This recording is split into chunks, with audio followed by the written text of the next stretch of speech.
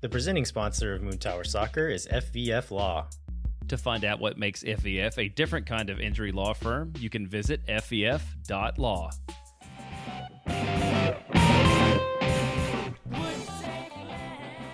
Hello, friends, and welcome to SWOONTOWER Soccer. I'm Steph Cragnola. And I'm Mike Cragnola. And we're all about the boys. We That's are right. back, baby! Let's go! Let's go! 2025. Wow, that was we really didn't even good. plan that, yeah. That was great. We're so good. We're podcasters. Pro podcasters. Yeah. All right, so we are coming back strong with our first episode of 2025. We have Chad and Sheena Smith on. They are the hosts of For the Glory KC podcast, and they are going to do our first opponent spotlight of the season.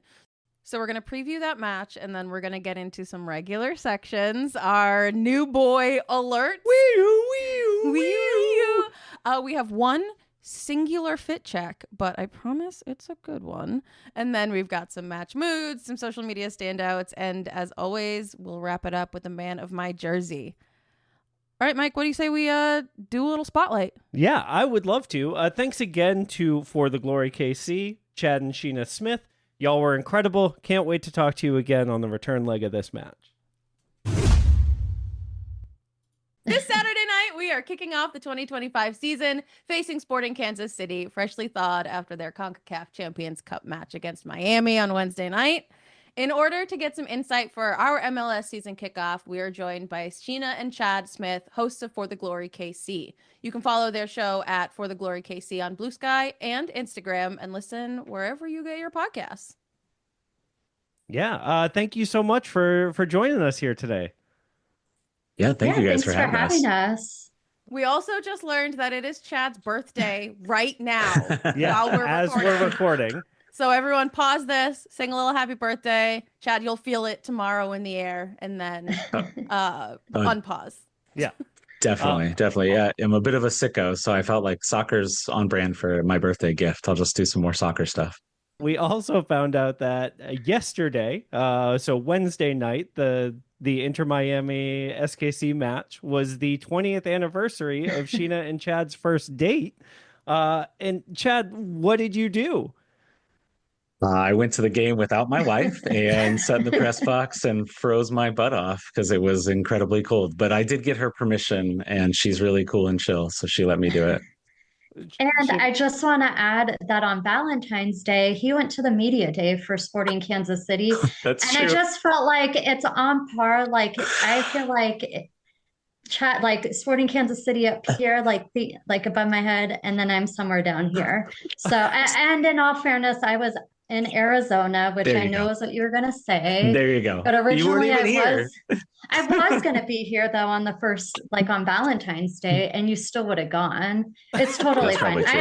I know where I stand. I know that Sporting Kansas City is his true love, and I'm just the love that's in the house.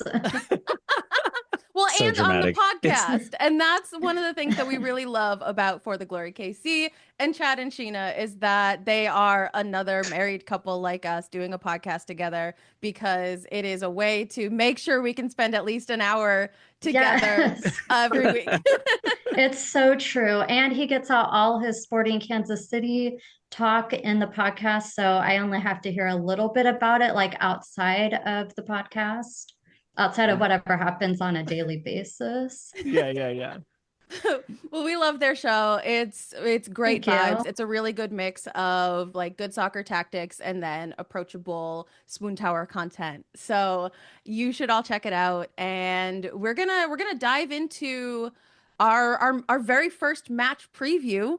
Our opponent spotlight, our first one of the 2025 season. We're all so ready to get this season started. And we've had a lot of movement in the offseason. So normally we look at past form and what we should be looking for in the matchup this weekend. But this week's a little special because we don't really know. I mean, y'all just played last night, but we have a whole new team.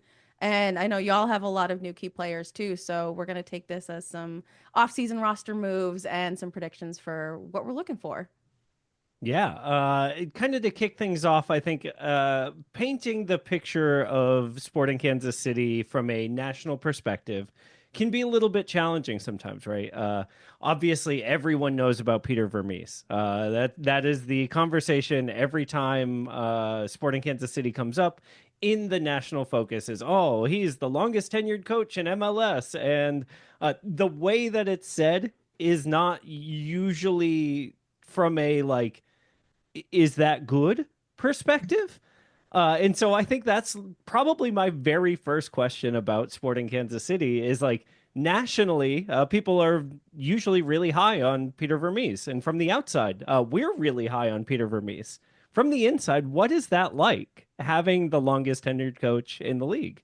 Well, I feel like in the past, like people, I felt like from the outside also associated us with Johnny Russell, Graham Zusi, maybe Roger Espinoza. I don't know. But Peter Vermes is definitely kind of the face, I would say, of what people outside of Kansas City think of.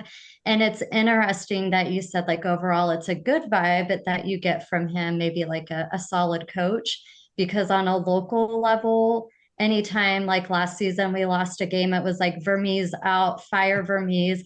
Probably like any diehard sports team, like when their team's doing bad, like the coach is the first thing they want to go.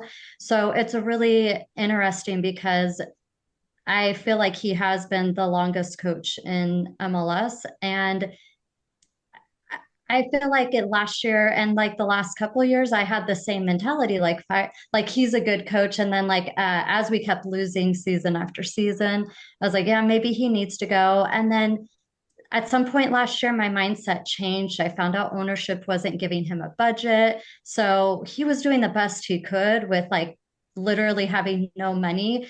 So this is the first season he does have money, and he invested. We were able to pick up some new players, and I think they paid a lot or a good amount of money for them. So it'll be interesting to see, like, are we like everyone else on the national level? We're like, yeah, Vermes, or are we still like Vermes out? What do you think, Chad? I don't know. That's just like my initial thought. I think that there's so much hate on the internet still. Even last night, after losing What? 1-0 to Miami in such a weird game, there was so many like fire Vermes things and on Really? well, Twitter's a Oh pretty God. toxic place. Maybe it's Oh, just a Twitter problem because I'm still posting to Twitter and Blue Sky, so it is what it is. But I'm with you, Sheena. I think that once I definitely, we did a podcast about like, should he still be around? And I think we concluded it was time for him to go. And then a few weeks later, I don't know, coincidence, whatever, we find out ownership hadn't given him a budget since 2020. And every time he wanted to sign a single player, he had to go get permission. They had a designated player number 10 they tried to sign at one point, a designated player number 9 they tried to sign, and they just said, no, we're not going to do it. So, and the fact that they've loosened up those purse strings, I just think you got a grade on a curve for what we saw of those few years. This team is so successful for so long under Vermes. And if you give him resources and he can't get it done, then that's another story. But let's give him a chance when he actually has the resources that you need to compete. I mean, you all know, you all went out and spent, I don't know, 30 something $million. And we got a lot of spending, and it was like 9 million on 3 players, and we're all thrilled. So it's just, perspectives. Yeah, and I think the spending in Austin is not what we had expected, right? When this ownership group was the ownership group announced for us, we were expecting a shoestring budget and crafty use of that budget by our front office, right? And to see crafty use and also big spending has us pretty excited. And so like from the national perspective of Vermes is a good guy, to see it like go full circle in a local like perspective is super fascinating. And so I always have liked Peter Vermes. I think his gifts are some of the best on the yeah. Oh, for internet. sure. Oh, And yeah. so the more opportunity we have to get Peter Vermes gifts, the better I think we all are as fans. Well, and I think he's a really passionate coach, which is what produces those, gifts.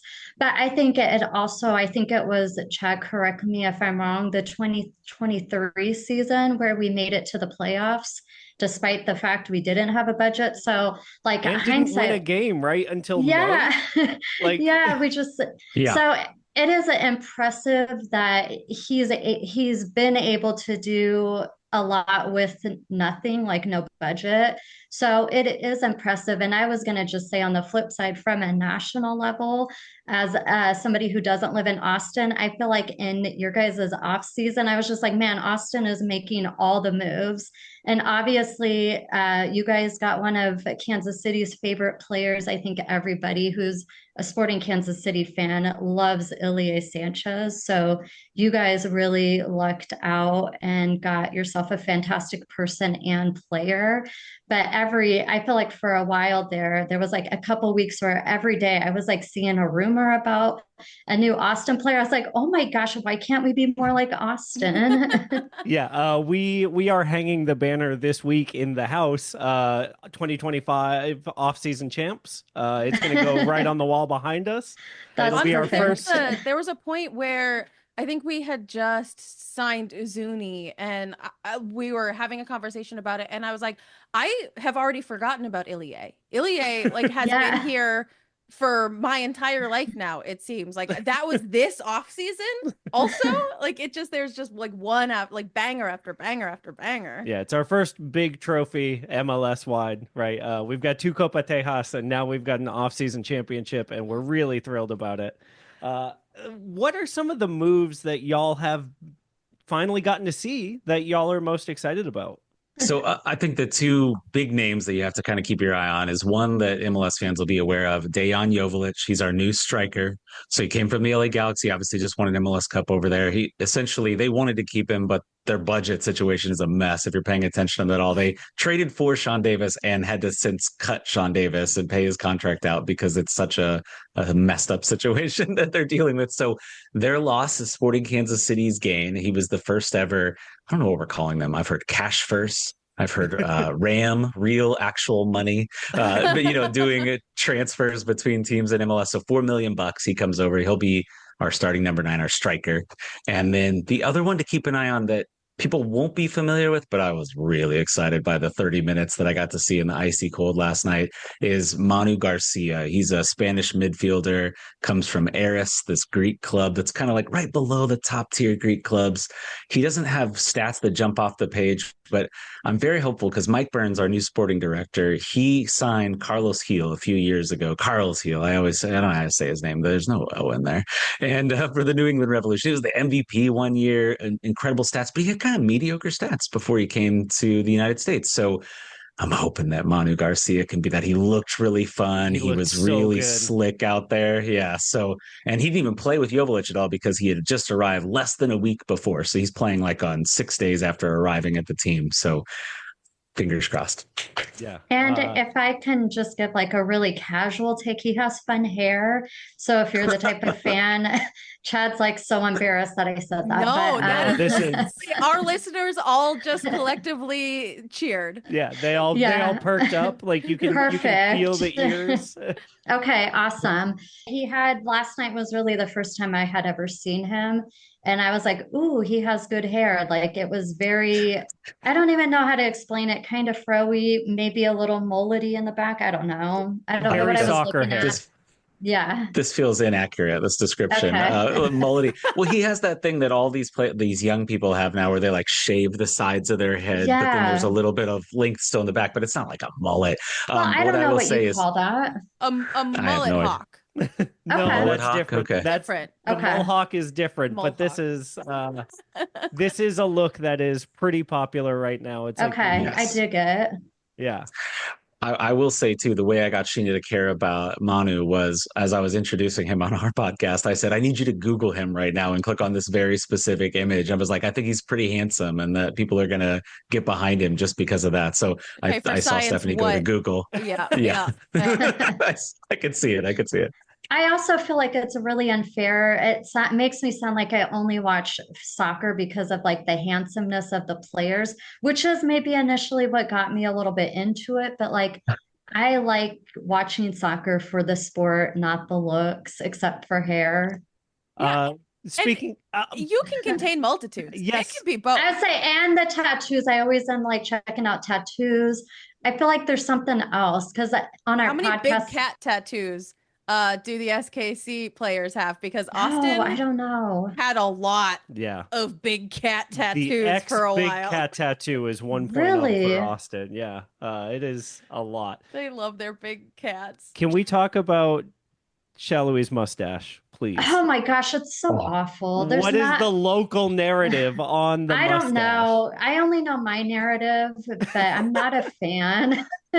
I feel like it started off thin and I thought that was creepy and it's kind of like filled out a little bit, but it makes him look way older than what he is. Like, I don't know if he's trying to go for like an international, like a French look. I don't know, but I don't really like it. Yeah, he's trying to get that car rental discount, you know? Yes. Is he even old enough, Chad, to get a car rental and get that discount at 25? Yeah, He's I think older he's like than 28. 25. He's like 28, but he looks like a Oh. baby. So the mustache, it is weird. We've used to call him like our baby boy a lot of time because he just looks so young and he's been around since he was first signed. That was actually my icebreaker question when I was at media day. Like every player I would go up to, I'd say, seriously, I have to ask a very serious question to start. I'm sorry, guys. And then I'd be like, what do you think of Sallói's mustache? And then they're all like, so a lot of them were just like, didn't want to say anything controversial. But John Poolskamp, our new goalkeeper, well, I shouldn't say new, but he is newly our starting goalkeeper. He had the best comment. I'll quote it exactly. He said, I love it. It's about time someone shows a bit of personality with their appearance. He's got the whole Freddie Mercury thing going. And Yeah. Yeah, it's phenomenal. To me, a man willing to grow a mustache like that is a signifier of confidence. I think Dániel Sallói is going to have a big year from the outside. I hope that mustache gives him the confidence he needs because he's kind of lacked it last year. So whatever it takes, if that's what he needs to do well, then keep the mustache. I can get on board. He did seem like even last night, I felt like he played better last night than he did all last season. it's funny you say that because everybody was railing on him because he had the one really good breakaway of the game and he blasted it right at the keeper. He just hit it straight at him. Oh, I do remember that. But still. But I will say he's been a left winger the entire time he's on the team. Now he's playing on the right wing, so he's in a new spot. The midfield was so weird underneath him last night. We're playing two defensive midfielders, and then Memo. No offense to Memo Rodriguez, but he is not like your number 10. He's not going to be pulling the strings. So it'll be once we see Manu out there with him. They played like a couple minutes together before Sallói came off. I actually put that as my wild prediction on KC Soccer Journal. We had to write out predictions, and I said Sallói will be the second leading goal scorer on the team. That was my wild prediction. I don't know. And don't say anything negative about Memo. Memo, I guess you guys used to have a Memo. He's like my favorite. I absolutely adore him. I love his hair. I think he's really good at corners and free kicks. Like he can do no wrong in my eyes. So watch your mouth, Chad. I like Memo. I'm just saying he needs some help in the midfield. They had a bunch of defensive midfielders. He is a little slow, I will say that. He's a piano carrier, right? That's what that's how they talk about players. You're either a piano carrier or a piano player. Manu's playing the piano and Memo can carry it right next to him. Yeah. Okay. Well, so I guess that leads into what do you think are some of the keys to a successful season for Sporting Kansas City? Just in a big picture way. And y'all can define success whatever you want. Sheena, if that success is shaving the mustache, man, that counts. No, I think anything that was better than last season feels like it's going to be a success. Yeah, amen. I feel like I haven't been really excited for this season. We have made a few moves, but I feel like there's more that could have been done. So seeing them play, I feel like we're fortunate, maybe not, that we had a game yesterday because now we're playing you guys with only a couple days of rest. But being able to see Sporting Kansas City play Inter Miami yesterday, got me a little bit more excited. They looked way better last night than I feel like they did most of last season. So I think that if they come out high, even if they don't win, but they're keeping games close, I do think it's going to take a while since we do have a few new players, and our new players are like the key players, I think, for the team. So it's going to take some time for them to connect. I think people are going to want Peter Vermes fired, though, if we don't make the playoffs. Or we had 2 seasons in a row where I think it was the 23 season where we had 10 winless games, so either losses or draws. And it wasn't as bad last season, but we didn't have a good start to the season. So I think anything better than the last couple seasons, to me, is going to be a success. I don't know that the rest of the Sporting Kansas City fans are going to feel that way, but that's just my thoughts. Chad, what are you thinking? Yeah, I think they just have to take a step forward, right? They were basically battling more for the wooden spoon than they were for playoff positioning most of the year. And I remember we learned about the wooden spoon on one podcast. We did, you didn't even know what it was. I never heard of it. You want to know something embarrassing? The wooden spoon is named after our club's owner. It's the Anthony J. Precourt Memorial Wooden Spoon. I did not know that. I didn't know that. That's a new fact. Yeah, it is. We're not Precourt people. We gotta be honest with you. We're very upset about him and the way he treated Columbus. And he's like, you can't have a winning team in Columbus. Then they've gone on to be pretty darn amazing without him there. So I didn't know about any of that. So. Yeah, so the national narrative about our owner, Sheena, is that he is a snake. They threw a banner at our very first home game that said Precourt is a snake. Ooh, that's some good drama. That's amazing. We love that drama. And so I think it's tough, right? Because like we have seen a lot of bad owners in this league, and generally I think that our ownership since getting a new team has done very well and in supporting the local fandom and like trying to put a winning team out. And so I think there's a lot of leftover negativity toward our team because of that past, which seems unfair to us. We didn't do that. We didn't want that. Right. We just are so happy to have a team and have to constantly fight against this, right? Yeah, I know. I totally get where you're coming from. And I think it's probably unfair to the fans. I always say it looks like a party there. Every time we see it on TV, even when you weren't very good last year either. Better than us, but not very good. And Stephanie, I'm sorry to break this news to you. I don't know if you know. Oh my gosh. Best team in the world. Sporting KC legend Josh Wolf finally out the door. I don't know if you know, he is on the wall at our stadium. Maybe the most undeserving member of the wall. But true story. I didn't know that. I also didn't know that. I knew he played for the Wiz, but like, wow. I didn't know he was on the wall. I guess I don't pay attention to the wall. He's very handsome. He is very handsome. I'm gonna have to look him up, I guess. So Chad, what, I guess, like specifically against Austin this weekend, what are some things that you are looking out for? I have basically told everybody that will listen to me, read my writing, follow me on social media to discard this first 4 games for Sporting Kansas City, because you're playing on short rest, an incredible cold. Then you get 2 days, you head to Austin, 2 days, you're back to Miami. Oh, and then a whopping 3 days rest before your home opener. I don't know how you can judge Sporting Kansas City based on these games. It's 4 games in 11 days. It's insane.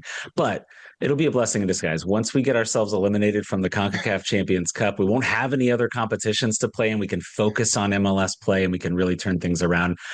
I don't want to overreact too much. I thought there was a lot of really good things from last night. We played a 19-year-old Jacob Bartlett at defensive midfielder. We just signed him. He's from our academy, but he went away to Notre Dame to play soccer for college for 1 season, then came back and signed a homegrown deal. And Sporting are not known for putting their young players on the pitch. And suddenly we've gone from being one of the oldest teams in the league to one of the youngest teams in the league in one offseason. And I'm looking for little things like that. Like, does Bartlett get to play again? Does Jake Davis, who is another homegrown that kind of only got in because two other homegrowns got hurt.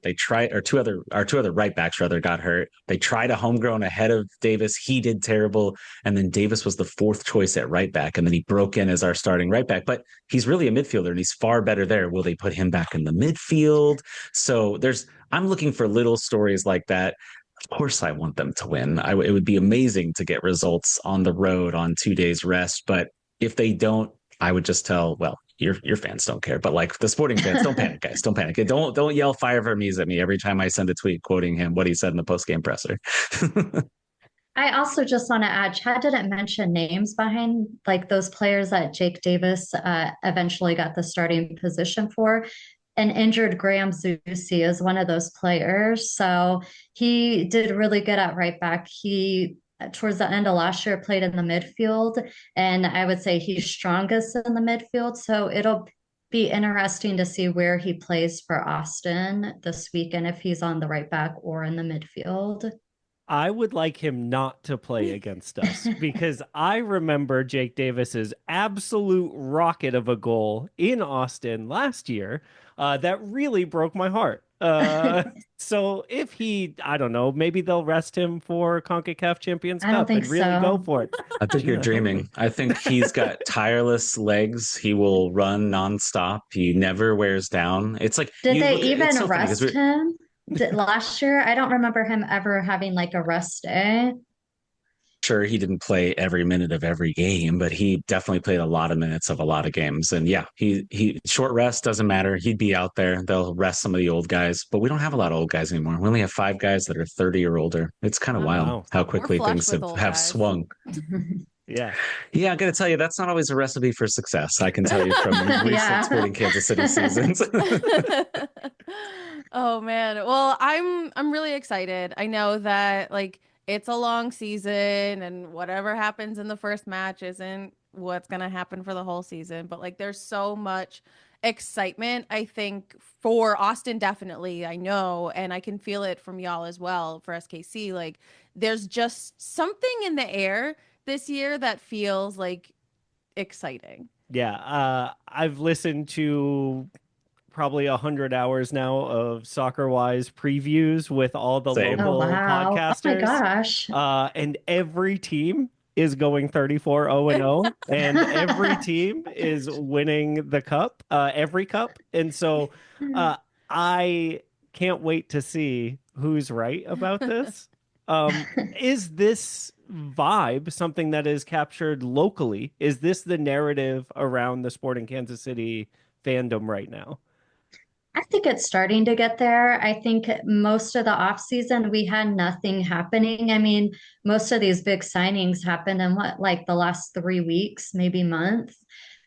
I think since the beginning of the new year, because I remember like going into Christmas and being like, they haven't signed anybody yet. They did sign a few homegrown players, like the young guys, but like Chad was saying earlier, they don't really typically start homegrown players because they're younger. Peter Vermes likes to go with that more established group of players. So established is a nice word for old. Yeah. Yeah, it made me feel better. Yeah.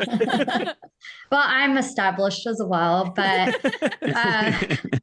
so yeah, I mean, I feel like there wasn't a lot of excitement, and then they signed Manu Garcia and who's the other guy? See, this is where I'm casual. Dejan Joveljic. Yeah, I really secretly couldn't pronounce that. That's why I had you say it. You're gonna love Dejan, honestly. Like his sellies are good, incredible. Yeah. Okay. His sellies are incredible. His fits are pretty good.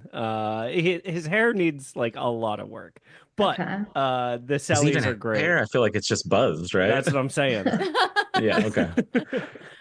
Maybe he's like fighting off premature baldness, so he's going with the buzz to hide it. You know, because I have to tell you, if you're going bald, you should just shave it. Just embrace it, right? I'm fortunate enough to have a decent set of hair here, but you know, if I was losing it, I would just shave it, Sheena. So watch out if I start to lose my hair. Okay, good to know. But yeah, I mean, so once those two players were signed, I think the excitement started to build. And I don't know what the environment was in the stadium last night, Chad, or what if you heard any buzz like from people talking, but I feel like there's a little bit more excitement than like, let's say a month ago when we really had nobody signed. Yeah, I would agree with you. When you were saying when did people start being signed, Dayon didn't get signed till February 1st. So, and he was able to join right away because obviously he's in America already, versus the next few guys they signed are overseas. You got to get their transfer certificates, P1 visa nonsense, all these complicated things.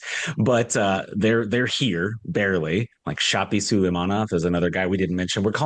I'm calling him Russian Johnny Russell. He hasn't played yet. I don't know that he's really Russian Johnny Russell, but I really want him to be, based on his very exciting techno beat highlight reels that you can find on YouTube. He's from Russia, right? He is Russian. Yeah, I didn't just say Russian Johnny Russell, but he's like from somewhere else. He's also Scottish, but I just called him Russian Johnny Russell. Okay. Well, because he's in a hurry. You know? God, Yeah. Okay.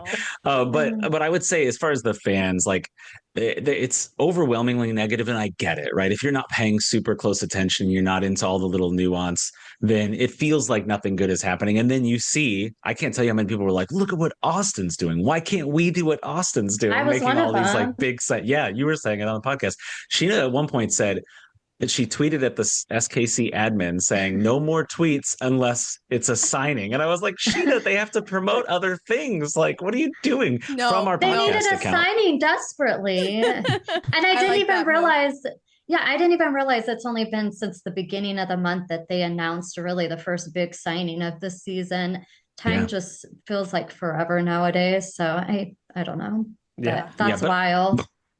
I will say the one, having played a game and it being, competitive against Miami, who are obviously record point setters last year, winning the Supporter Shield, that people were like, "Oh, maybe we are getting better." Like I saw some promise out there. Now, are they going to lose their mind if things don't go well because on 2 days rest they roll into Austin and it just doesn't look very good? Probably.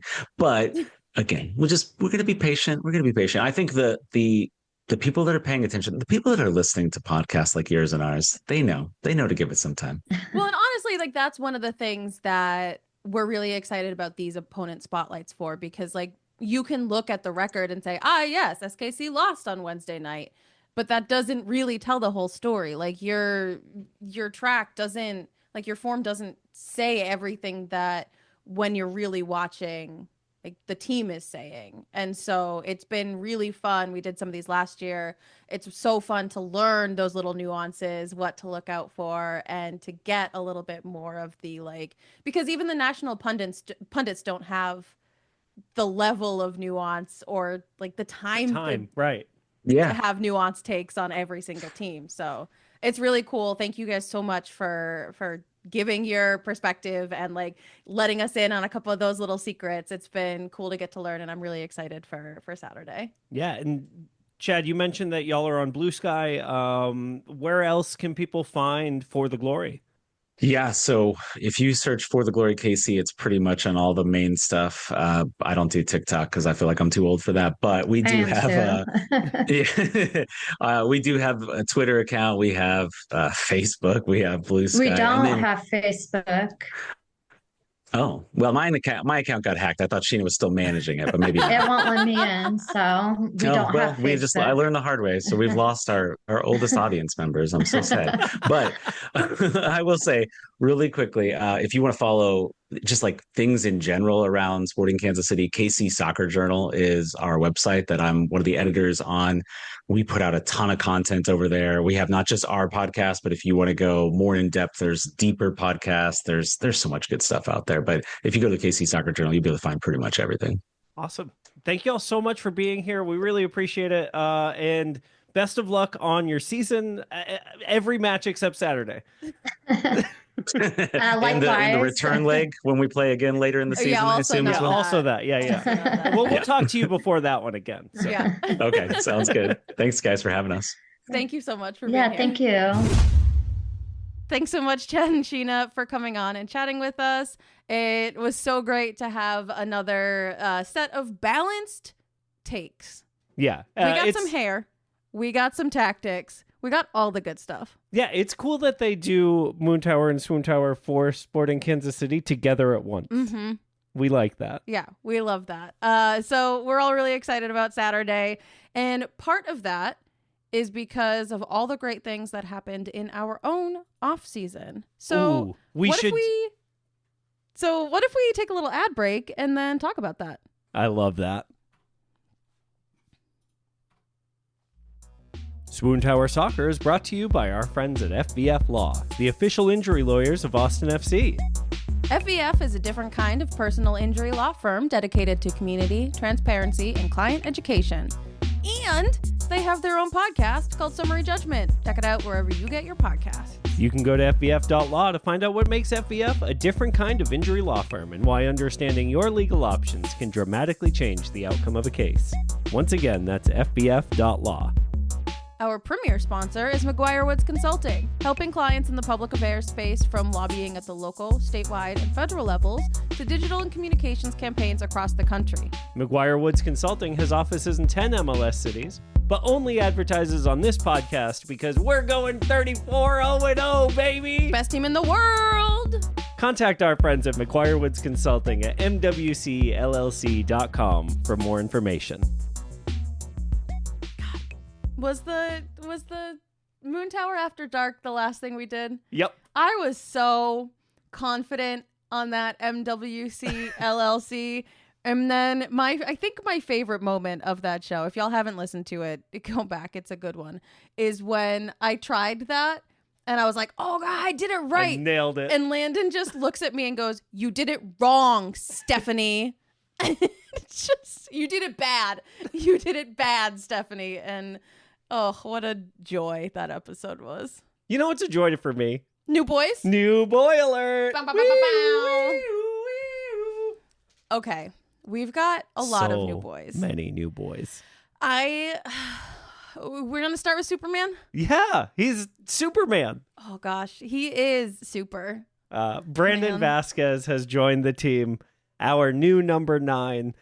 We have a DP number 9. Yeah. And oh man, that DP is damn fine. Can you say that? I just did. Oh. Fine with a PH. I see what you did. Okay. I'm really excited that Brandon is here in Austin. He seems to have such good vibes along with such a good smile. We do need to redo the smile bracket because I think we've had like almost a total changeover. Yeah, there are very few OG competitors in the smile bracket. Yeah, we're holding on to Brad and Julio. Everyone, go ahead and skeet at Jeremiah Bentley because he needs to be the third judge in our smile bracket and force him to join us in that bracket competition. Come on, Dad. Let's go. Our next new boy, we're doing these in out of signing order, but yeah, we're just doing them in order. A new boy that we don't know quite as much about as the other new boys, but we've got Basard Sabovic. Yeah, I am very excited about Basard Sabovic, not the least of which because I think he looks like if you took Jean Komenich and Brendan Heinzeich and put them in a genetic combiner to create this boy. Okay. I am I know it's like signing fatigue, which sounds like a bad thing, but is a really good thing.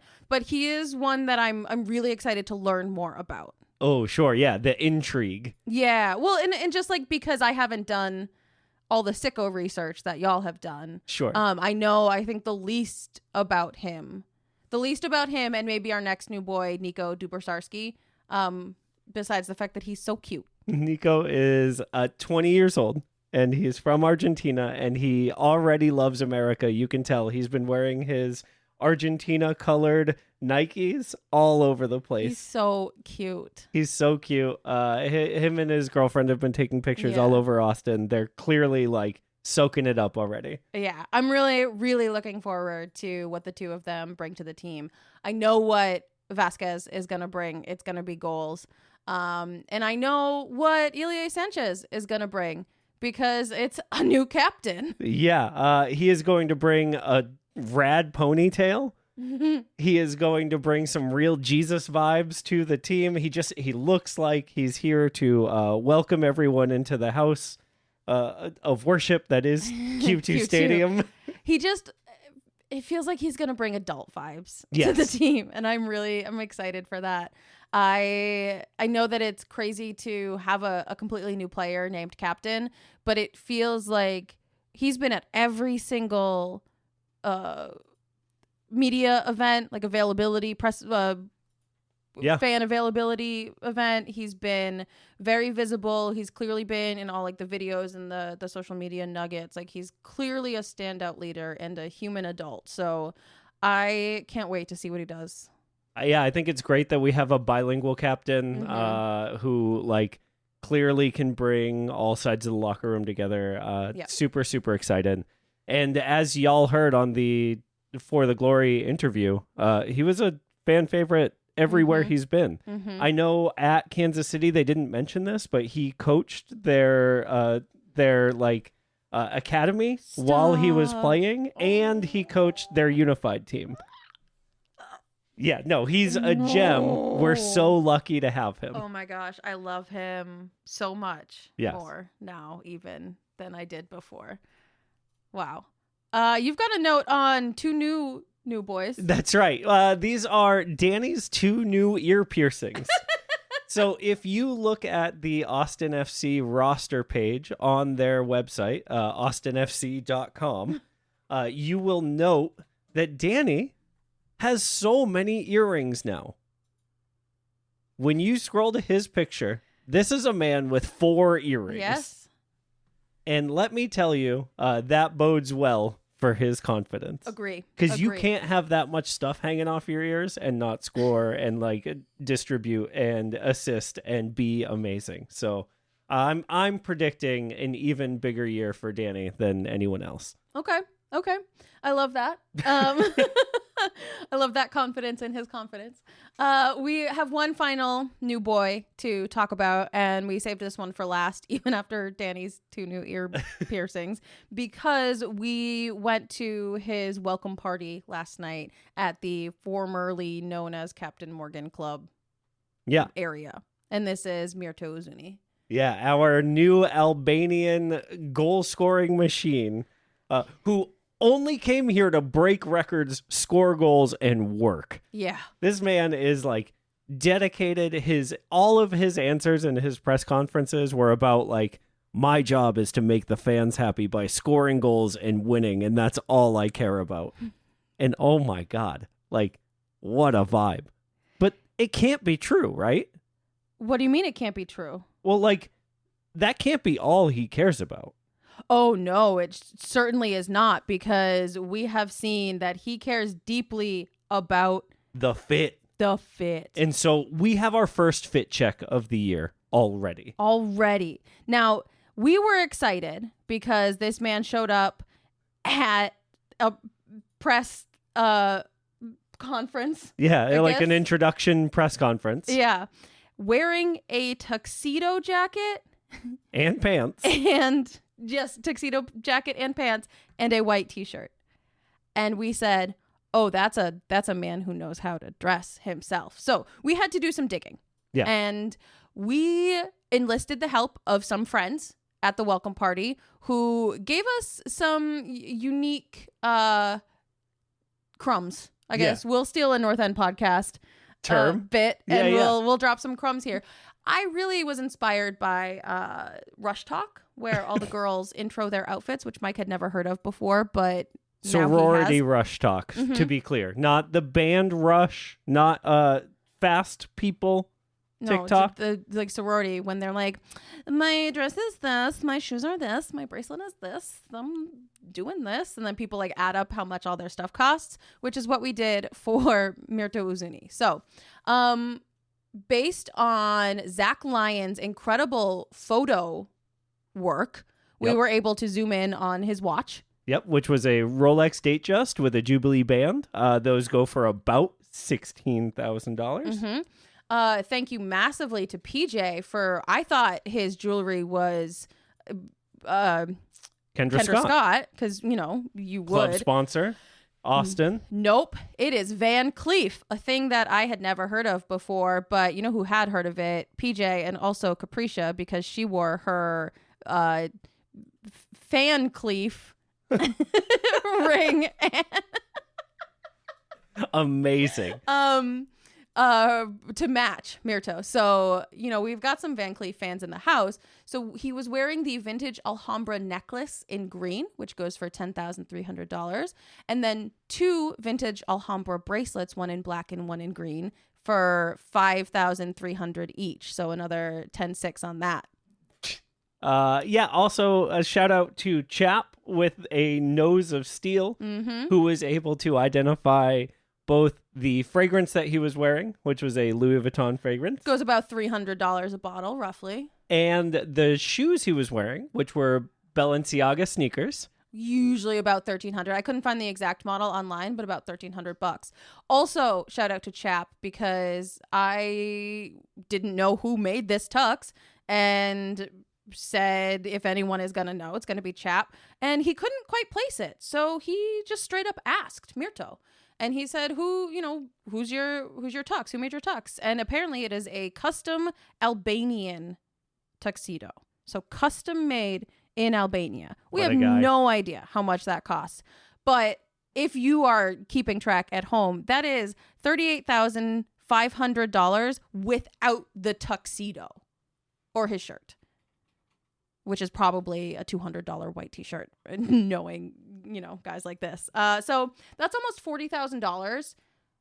That's almost my teacher salary in this one fit check. That's what happens when you have a new record signing. Right. I'm impressed. I will say that 38,000, what was the total? 38.5. 38.5 in Albanian lek would be 3,673,121 Albanian lek. Thank you. So whatever this suit costs, it can't possibly be 3 million of the local currency, right? It could be. You're right. Like it really could be. I think my favorite thing about last night's event is that there were a bunch. We got there a couple minutes late. And La Murga was playing, and there were Albanian flags flying, and a group of like 4 or 5 guys holding up Albanian flags and scarves. And we were like, oh, he brought his family, or he brought his entourage, or like his friends, or whatever.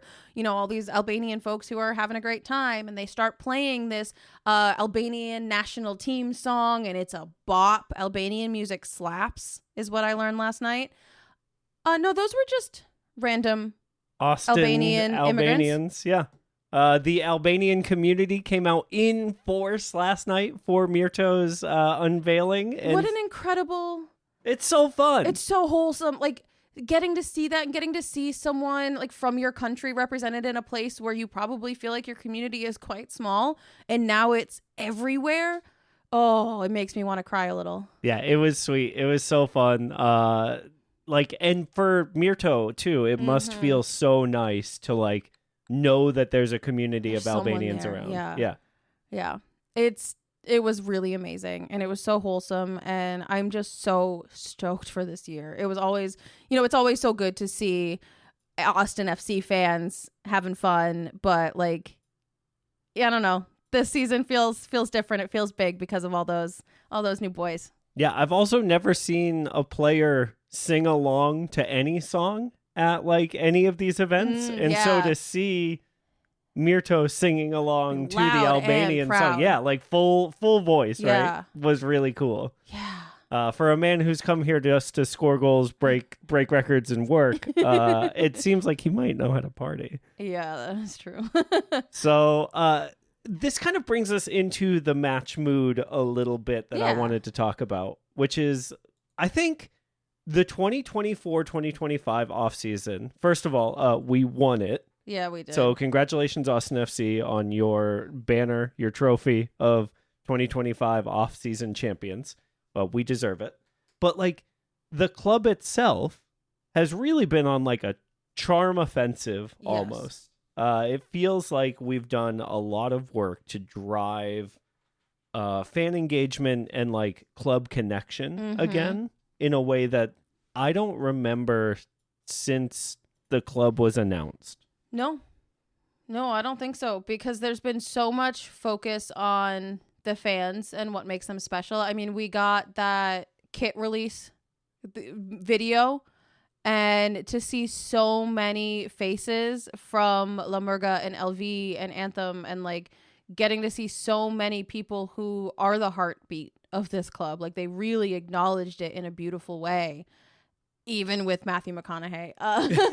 It was just such a cool way to look at some Austin legends and include the fans in that group of Austin legends. We got our first open practice. Yep. Like at the stadium, and then they were taking questions afterward. Like we have had more player appearances, it feels like, than any offseason before. They ran 2 or 3 days of the HEB giving days that used to be 1, right? Yep.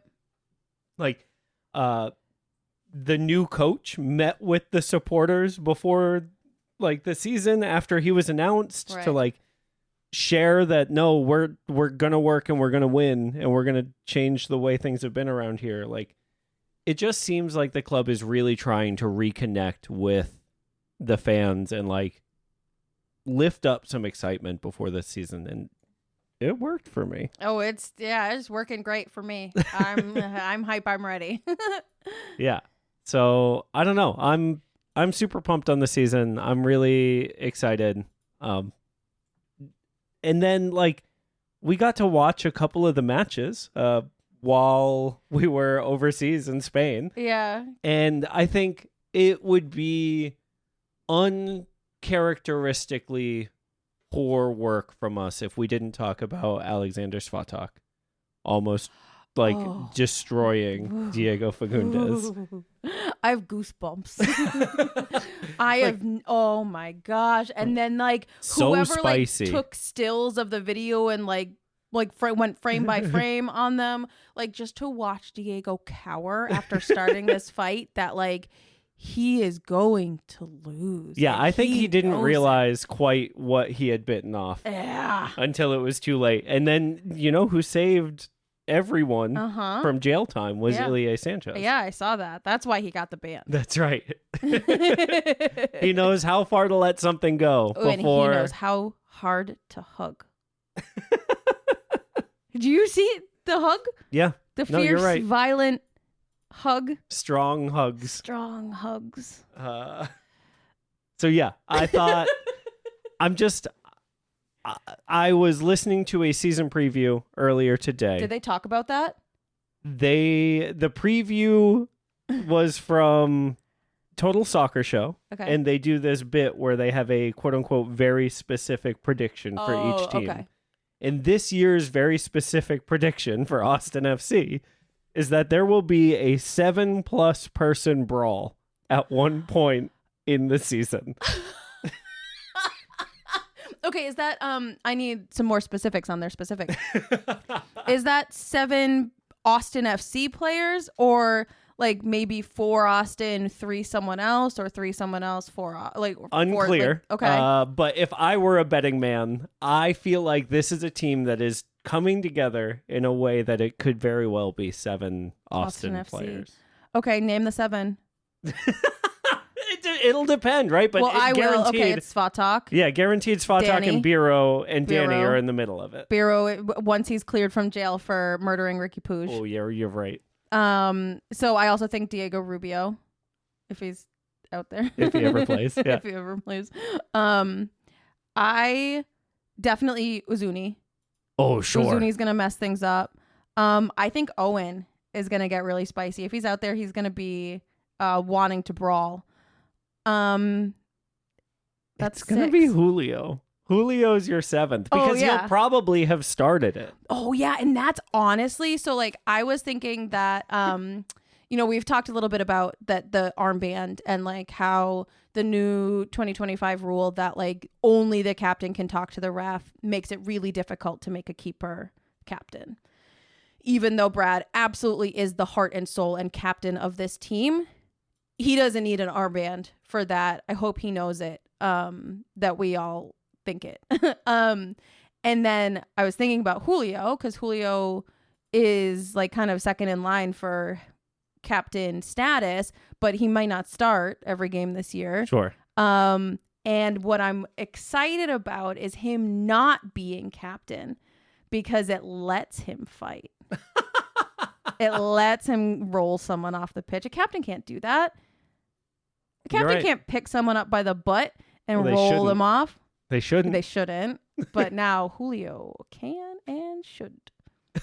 Speaking of rolling, I want to go into our social media standouts because for me, the highlight of the entire offseason is this Owen Wolf coin rolling video. Y'all, we were on a plane and Mike had internet and I didn't. And I was looking over at him and he was watching this video. I didn't know what he was watching. And the joy on my husband's face. And he just kept laughing and smiling and his eyes would get wide and he would laugh again. And I was like, what are you watching? This is the most joyful I've ever seen you watch a video. Yeah, I'm obsessed with this video in the same way that Owen is obsessed with trying to land this coin on this white piece of tape. I mean, that's what makes an elite athlete, though, not giving up. Yeah, total dedication, psychotic drive. Psychotic drive. Unbelievable. Such high quality content. Never stop. More of that, please. Yes. And I think, honestly, this is the chance for him to, like, show his personality this year. Yeah. And I'm super excited for that. Me too. I hope that the media team keeps doing stuff like that because we really do need to see more of their personalities. And the more of that we see, like, I think the more human they get in the eyes of the fans who may be a little too quick to judge, harsh, and just like making sure we keep up with that. Like that's something that the Tottenham media team does really, really well. And I think that even though Tottenham's in a really rough spot right now, they keep focusing on the players and their like heart. And that's what, you know, we're not going to be that bad. We're not going to be Tottenham. We're not going to be bad. We're going to win every single game. match. 34-0-0. But I just think it's something to keep in mind and to keep pushing. One man who's doing it on his own is Ilie Sanchez. Yeah, he is. Every single, he's the Roy Kent of player appearances. Mm-hmm. Because that man has been here he's been there, he's been everywhere.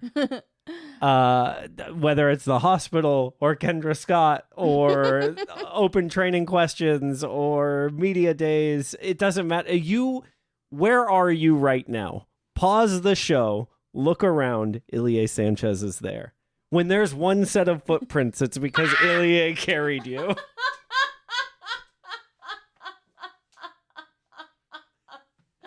Oh no. Okay.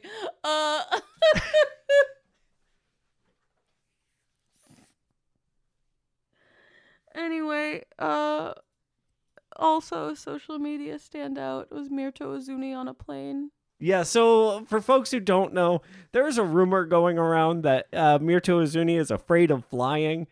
And, like, my guy coming to MLS and being afraid of flying is, like, the worst possible choice. But I've also heard that the reason he didn't get on the plane is because players were sick. And so he decided to drive because he didn't want to get sick.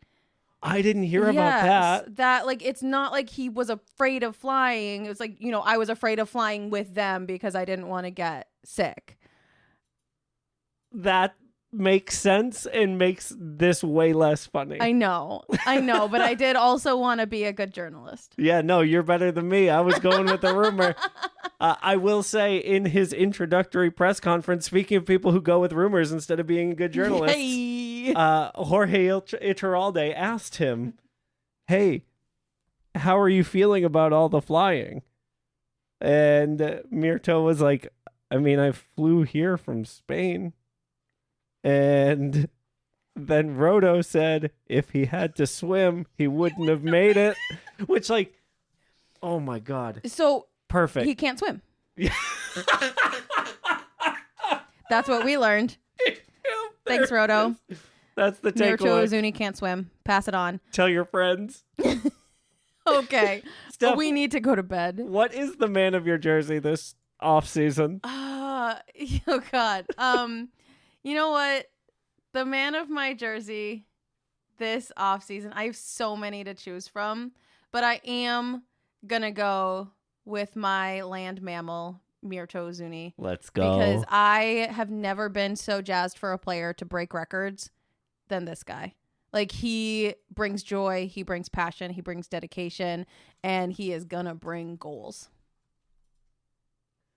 Thank you so much for listening. We're so happy to be back. Please remember to rate, review, subscribe, and share this show. Everyone should give Moontower and SWOONTOWER 5 stars collectively. So like, even if you only like us half, that adds up to 5 stars. Yeah.